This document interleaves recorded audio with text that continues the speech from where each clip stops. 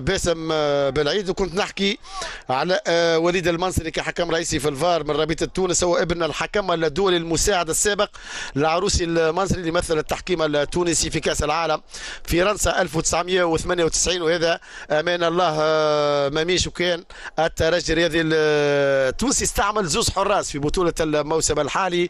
البشير بن سعيد كان تعرض للإصابة في الجولات الفارطة، خلته غايب على التشكيل الأساسي للترجي، في حين امان الله مميش في مباراته الثامنه مع الترجي الرياضي التونسي في بطوله الموسم الحالي. وبعد لحظات سيعطي باسم بالعيد متقاه حسام بلمسه الى محمد بن علي. محمد بن علي اختار التصويب وسيله في يد الحارس، سيله في يد الحارس رائد القزاح القادم من النجم الرياضي الساحلي. هاي التصويبه القويه كانت من محمد بن علي تعمل ربون، ثم في وجه الحبيب كانت تلعب الكره مخالفه بسرعه من جاك ديارا. جاك ديارا يبحث عن الحلول الى حمزه رفيع. حمزه رفيع بلمسه الكره لمحمد بن علي.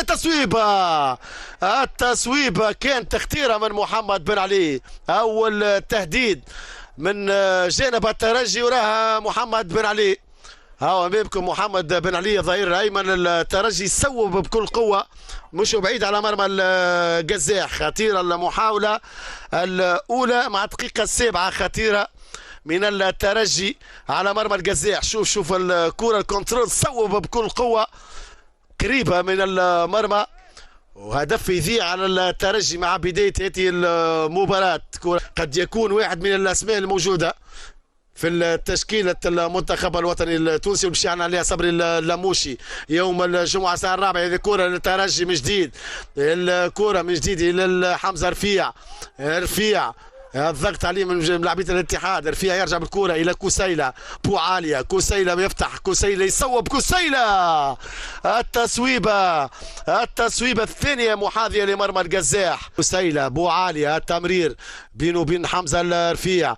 ملا تمريره من حمزه رفيع الى الكره، ما فماش التسلل لفلوريان دانو داخل منطقه الجزاء. صوب القزاح في المتابعه.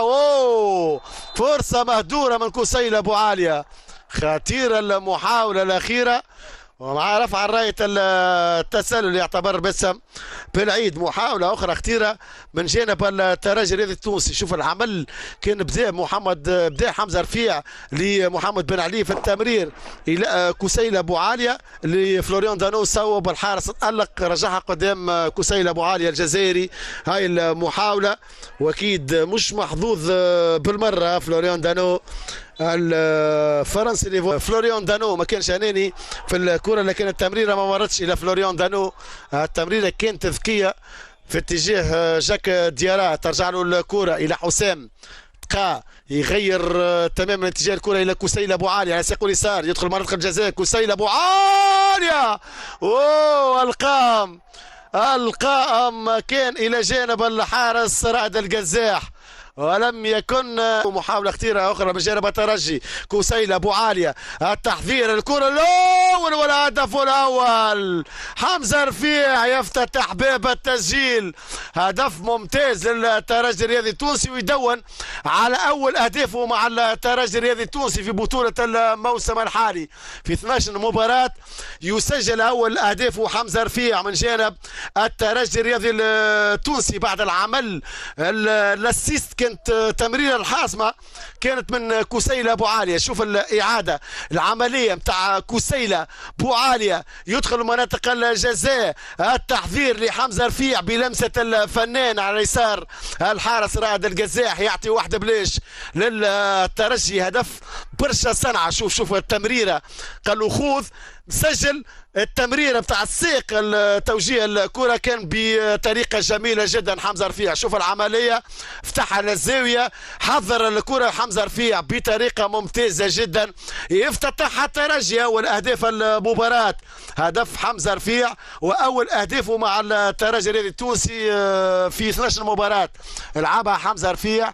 الكيفيه تاع الهدف كانت بطريقه جماليه فيها برشا جماليه، واللي وراها كوسيلة ابو عاليه تمريره الحاسمه ومساهمه كوسيلة ابو عاليه، وقر الهدف امام براكوني اللي كان ايضا المساعد مع باتريس بوميل وقع اقالته خاصه بعد خسارة الديربي وخسارة اللقب، لقب البطولة من جانب الترجي. هذه الكرة من جديد من حمزة جلاسي، جلاسي لليمين إلى محمد بن علي، بن علي يرجع إلى حمزة الجلاسي، حمزة الجلاسي ما يتوش الكرة، يلعب مع حمزة رفيع، حمزه رفيع يبحث عن الحلول، يقرب له برشا كسيل ابو علي، يوفر الحل لعبد الرحمن كوناتي، راوغ كوناتي، التمرير في تبقي الى جاك ديارا داخل منطقه الجزاء، جاك ديارا فرناندو دانو، والهدف الثاني فك شفرة العقدة متاع التهديف اللي لازمته في الجولات الأخيرة. فلوريان دانو هدف ممتاز الثاني للترجي